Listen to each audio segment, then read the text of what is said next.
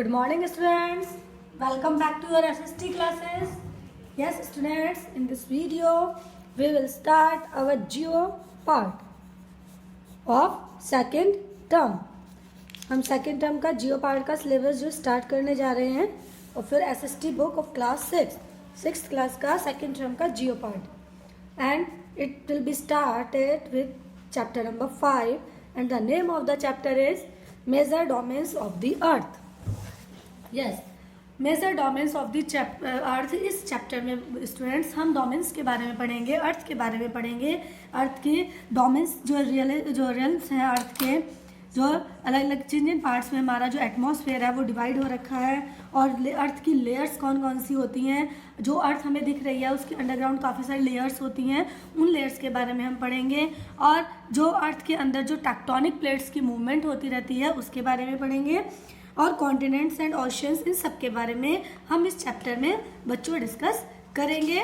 Okay students, now let's start the chapter. Our earth is unique. हमारी earth जो है वो बहुत ही यूनिक है बच्चों. आपको पता है कि सिर्फ एक अर्थ ही ऐसा प्लेनेट है जिसके ऊपर लाइफ जो है वो पॉसिबल है. अदरवाइज किसी और स्टेट पर जो है वो पॉसिबल नहीं है. क्यों पॉसिबल नहीं है? कि अर्थ ऐसा प्लेनेट है जहाँ पे जो लाइफ को सरवाइव करने के लिए जो 3 रेल्म्स हैं वो पाए जाते हैं, just like land, air and water. आपको पता है कि हमारे को जीवित रहने के लिए, अपनी लाइफ को सरवाइव करने के लिए इन 3 चीज़ों की ज़रूरत होती है, लैंड, वाटर एंड एयर. और इनको हम जो बुलाते हैं वो किस तरह बुलाते हैं? Lithosphere, hydrosphere and atmosphere.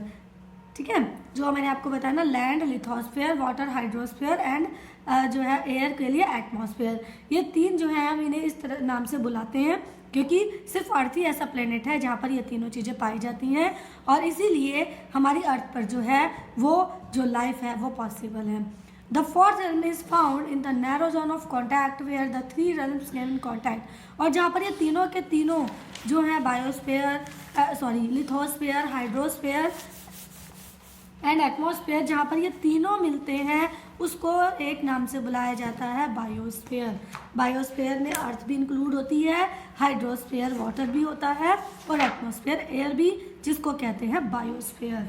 Biosphere के नाम से जाना जाता है. इसीलिए जो बायोस्फेयर हमारा जो है, जो डोमेन है, जो रियल्म है, वहाँ पर जो है लाइफ सर्वाइव करती है. वहाँ पर प्लांट्स भी होते हैं, एनिमल्स भी होते हैं, ये भी एग्जिस्ट करते हैं. The formals are not discrete and separate entitles, they are considerably intermingled. ये अलग अलग नहीं किया जा सकता इनको. ये इंटरमिंगल मतलब आपस में एक दूसरे से जुड़े होते हैं. ये तीनों एटमॉस्फेयर, हाइड्रोस्फेयर, लिथोस्फेयर, जो तीनों को मिलाकर क्या बन गया? बायोस्फेयर.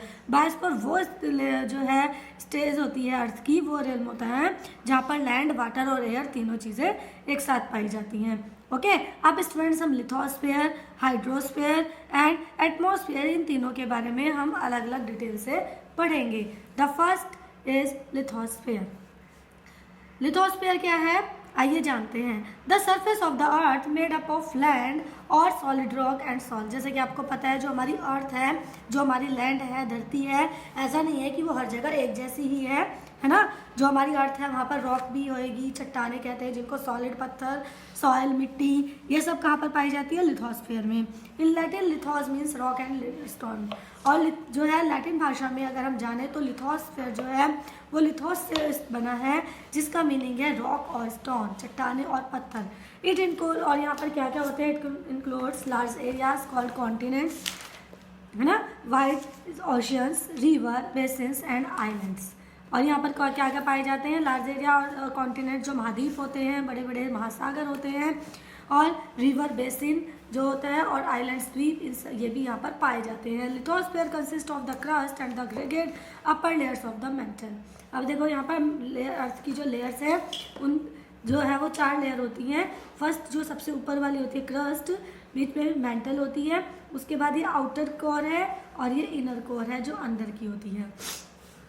तो इस तरह से 4 लेयर्स जो है उनमें जो अर्थ को डिवाइड किया गया है ना. तो जो आउटर लेयर है वो outer layer of the earth on which we live is known as the crust. और जिसके ऊपर हम रहते हैं, जिस अर्थ की जिस लेयर पे हम रहते हैं वो क्या है? क्रस्ट के नाम से जानी जाती है. It varies 5 to 10 kilometre under the ocean to to 30 to 50 kilometre under the continent. और ये जो हमारी लैंड पार्ट है, जो क्रस्ट है, इसका कहाँ, जो इसका एक्सटेंशन एरिया है वो कितना है, 5 to 10 किलोमीटर तक। तो ये देखो लैंड जो है हमारी नीचे समुद्र महासागर के बीच में 10 किलोमीटर तक के एरिया में फैली हुई होती है। और जब बात कॉन्टिनेंट की करते हैं तो और महाद्वीप वो और भी गहरे होते हैं, 30 to 50 kilometre under the continents. इनके बीच में हमारी ये लेयर जो है क्रस्ट लेयर वो इतनी जो है यहाँ तक एक्सटेंड है, फैली हुई है। The crust has 2 different layers. Crust जो होती है, जो वो लेयर जिस पर हम रहते हैं, वो 2 लेयर्स पे डिवाइड होती है, सियाल जो है एंड सीमा। 2 लेयर्स होती हैं, सियाल एंड सीमा। देखो सियाल जो है वो उसकी जो नेम से पता लग रहा है SI, यानी कि सिलिका एंड AL एल्यूमिनियम। ये जो है इसका मतलब दोनों को मिलाकर बना हुआ है सियाल, SI for silica and AL for aluminium. यहाँ पर ये पाया जाता है। सीमा स्टैंड फॉर सिलिका। देखो सीमा जो है दूसरी लेयर, वहाँ पर क्या है, SI तो सिलिका के लिए है और MA मैग्नीशियम। तो ये धातुएं यहाँ पर पाई जाती हैं इन लेयर्स में। The continents are present in the sial layer. और जो कॉन्टिनेंट्स होते हैं, महाद्वीप होते हैं, वो सियाल लेयर में पाए जाते हैं। जो सियाल लेयर होती है हमारी क्रस्ट की, जैसे कि आपको बताया कि जो आउटर लेयर है, जो हमारी सबसे ऊपर वाली जो लेयर है, जहाँ पर अर्थ की जिस लेयर पे लाइफ पॉसिबल है, लाइफ सर्वाइव करते हैं हम लोग, वो क्रस्ट होती है। और आगे जो उसके सब पार्ट किए गए हैं, 2 डिफरेंट लेयर जो है उसकी, सियाल एंड सीमा। तो जो सियाल वाला पार्ट है वहाँ पर कॉन्टिनेंट्स होते हैं। Underlying the continental sial is the crust called sima. और कॉन्टिनेंटल जो होते हैं, जो कॉन्टिनेंटल सियाल है, जो हमारी लेयर, उसके अंदर का जो क्रस्ट एरिया है उसे सीमा कहते हैं। It is denser layer than the sial layer. और ये सियाल से ज़्यादा घनी लेयर होती है। The earth shell and or lithosphere is made up of 12 major crystal plates and some minor ones. The continents are embedded in continental plates, which oceanic plates make up much of the sea floor. These plates are continuously moving and changing their positions in relation in each other. The energy required to move these plates is produced by the internal heat of the earth. देखो यहाँ पर students जो आपको बताया गया है, जैसे सियाल और सीमा के बारे में बताया, ये समंदर जो ऊपर की तो हमारी ये लैंड है जहाँ पर हम लोग रह रहे हैं, और जो ओशियन जहाँ पर वाटर होता है, वाटर बॉडी है ये हमारी। तो इसमें वाटर बॉडी जो समंदर है, वहाँ पर जो क्रस्ट है उसको 2 पार्ट में डिवाइड कर दिया, सियाल और सीमा में। तो जो सियाल और सीमा है, ये सियाल जो है ज़्यादा घनी होती है, ज़्यादा घिरी हुई होती है, और सियाल में जो है हमारा एल्यूमिनियम और ये सिलिका पाया जाता है ना। ये सब बातें मैंने आपको बताई। और दूसरा जो ये अर्थ की जो शेल है और लिथोस्फीयर जो है, इसमें 12 क्लस्टर प्लेट्स होती हैं, और कुछ बड़ी होती हैं, कुछ छोटी प्लेट्स होती हैं। और ये जो है जो मूव करती रहती हैं सी फ्लोर में, समंदर के में नीचे, अर्थ के नीचे जो टेक्टोनिक प्लेट्स होती हैं, ये टेक्टोनिक मेजर टेक्टोनिक प्लेट्स के बारे में बताया गया है। American plate, Pacific plate, Eurasian plate, African plate, Australo Indian plate, Pacific plate. ये समंदर के नाम पे इनका नाम रखा गया है ना। तो ये जो ये है अंटार्कटिक प्लेट। तो ये जो मेजर टेक्टोनिक प्लेट्स हैं जिनके बारे में आपको बताया, पर इस तरह से टोटल 12 जो है वो मेजर हैं, और कुछ उसमें माइनर भी प्लेट्स हैं। और ये जो है ये अपनी पोजीशन चेंज करती रहती हैं, ये रोटेट करती रहती हैं, घूमती रहती हैं। और इनको घूमने के लिए जो एनर्जी मिलती है, तो जो अंडरग्राउंड अर्थ है हमारी, जो इंटरनल हीट है, उससे ये जो है इनके अंदर एनर्जी प्रोड्यूस होती है, जिसकी हेल्प से ये प्लेट्स जो हैं जो है मूव करती रहती हैं। और स्टूडेंट्स आपको मैं बता दूं कि जो अर्थक्वेक्स आते हैं वो इन्हीं टेक्टोनिक प्लेट्स की वजह से ही आते हैं, क्योंकि जैसे कि मैंने आपको बताया कि ये जो प्लेट्स हैं मेजर भी हैं, माइनर भी हैं। जो मेन मेजर प्लेट्स हैं उनके बारे में आपको मैंने नेम ले लेके भी बताया है ना। तो ये जो है रोटेट करती रहती है, अपनी पोजीशन बदलती रहती है, इधर से उधर घूमती रहती हैं, और ये इंटरनल जो हीट है उसकी वजह से होता है। और इसी हीट से फिर जो है हमारे जो प्लेट्स कई बार एक दूसरे से आपस में ऐसे टच कर जाती हैं। और जब ये, जैसे कि आपको पता है, काफ़ी हैवी प्लेट्स हैं, ये कुछ जो मेटल की होती हैं। तो ये जो प्लेट्स हैं ना, जब आपस में एक दूसरे के इनमें मैग्नेटिक जो है वो फोर्स लगता है, तो जब ये कभी कभी क्या होता है कि मूव करते हुए आपस में एक दूसरे से टच कर जाती हैं, और जब ये एक दूसरे से अलग होती हैं तो जो ट्रिमोर्स आते हैं, जो शेक्स आते हैं, ट्रम्बलिंग होती है अर्थ में, उसी को अर्थक्वेक कहते हैं। यस स्टूडेंट्स, अब आपने इसके बारे में जान लिया। अब जानेंगे हम कॉन्टिनेंट्स के बारे में। फॉर योर जनरल नॉलेज मैं आपको बता दूं कि हमारी अर्थ जो है यहाँ पर 7 कॉन्टिनेंट्स हैं in order to their size, और साइज के अकॉर्डिंग जो हमारा जो कॉन्टिनेंट होता है वो एशिया, और दूसरा Africa, north America, south America, Europe, Australia and Antarctica. ये 7 कॉन्टिनेंट्स हैं हमारे वर्ल्ड को 7 कॉन्टिनेंट्स में डिवाइड किया गया है, और उसमें जो एशिया है वो हमारे इंडिया में, जो हमारा इंडिया है वो एशिया कॉन्टिनेंट में आता है।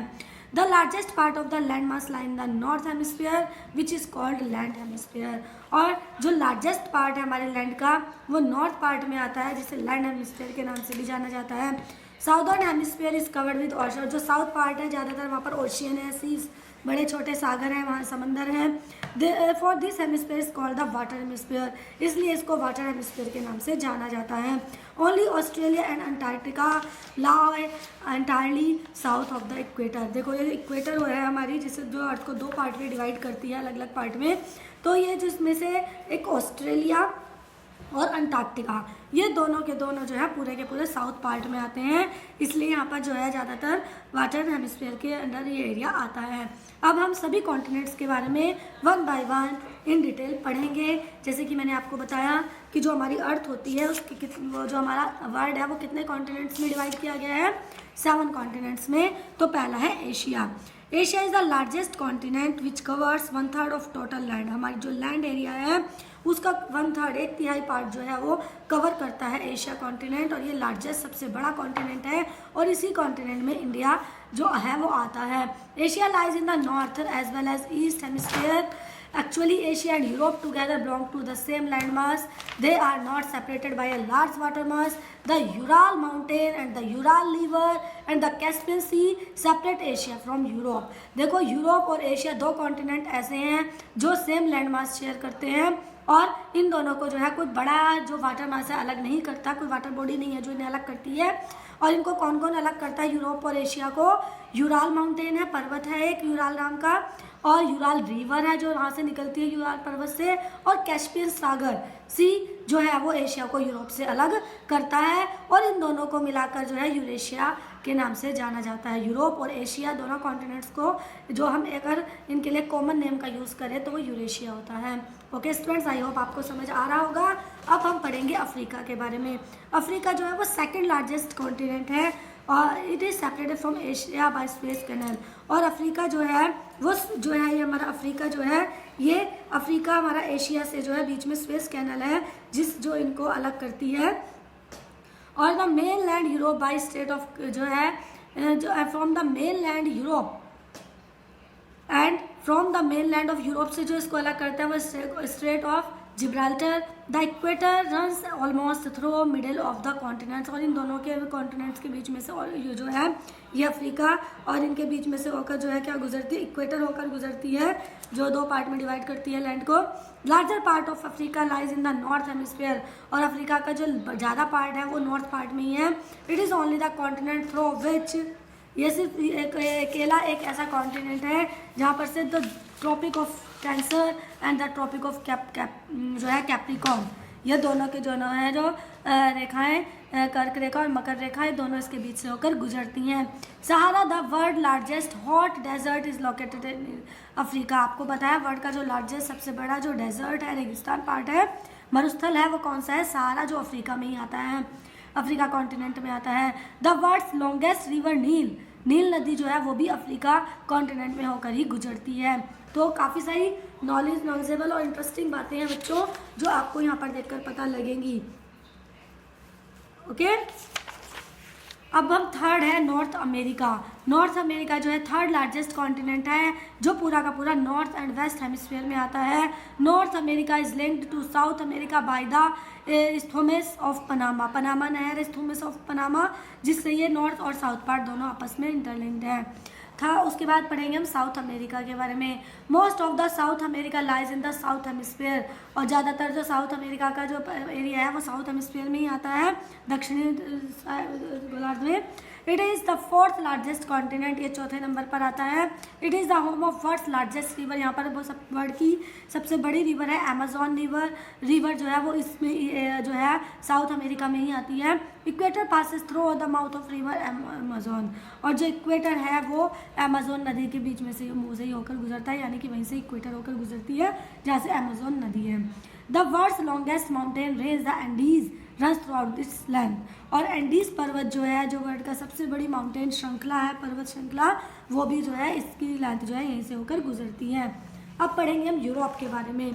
Europe is the 6th largest continent, Europe जो है वो वर्ल्ड का 6th लार्जेस्ट कॉन्टिनेंट है, 6ठे नंबर पर आता है ये महाद्वीप। And is bounded by water bodies on the 3 side, उसकी तीनों तरफ जो है वाटर बॉडीज हैं। It has some of the most developed nations in the world. Its nearness to Asia, Africa and America has enabled the Europeans to spread ideas that have shaped and influenced the modern world।